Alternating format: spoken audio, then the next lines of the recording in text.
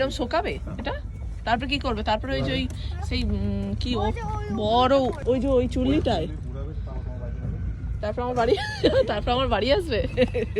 এই ইটের পাঁচিলটা শেষ হলেই জমিগুলো শুরু। ওই তো তোর মা, ওরে বাবারে পুড়ে যাচ্ছিলাম। ওই যে চাদর মোড়া দিয়ে মনে হয় দাঁড়িয়ে আছে, ওটাকে ওই যে চাদর নিয়েছে। এটা কুমড়ো গাছ, এই কুমড়ো গাছ বসিয়েছে না? কুমড়ো গাছ না ছাঁচি কুমড়ো কি এটা? লাউ তো নয় এটা, কুমড়ো না? এই সর্ষে ফুলের গন্ধ বেরোচ্ছে, দেখো সর্ষে ফুলের গন্ধ পাচ্ছ? বললাম তো তোর মা, ওটা তোর মাই। হ্যাঁ বলছি তো, চাদর মোড়া দিল তোর মাই ওটা। কিছু বলবি না। তোর মার জেম্মা আছে, তোর মা শাক তুলছে, আলু গাছ আর কোথায় এসে। হ্যাঁ আমরা তো আরো এগিয়ে গেছিলাম বল সেই ছবি তুলতে। ওই দিকটায় গেছিলাম, এই দিকটায় আসিনি আমরা। এটা ইট বানাচ্ছে।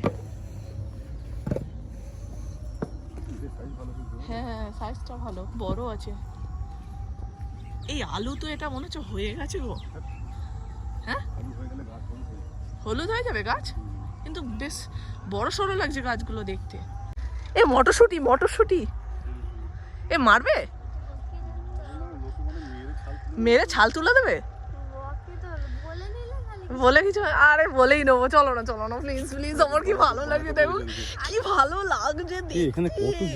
হ্যাঁ ওই যে ওর মা কি তুলছে, চলো আমরাও তুলবো।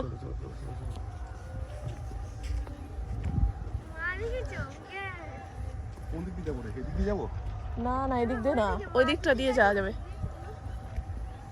এই এটা কিন্তু ছাঁচি কুমড়ো গাছ না, গোর মা আছে ওই দিক। এই ছাঁচি কুমড়ো না, এটা শশা গাছ। এই দেখো শশা, এই দেখো শশা হয়েছে। না বাবা মার খাবো নাকি, খেয়ে দে, কাজ নেই, আমি বলে নেবো। এটা মটরশুঁটি হয়েছে, মটরশুঁটি। আর কটা মটরশুঁটি তুলবো, এসো না।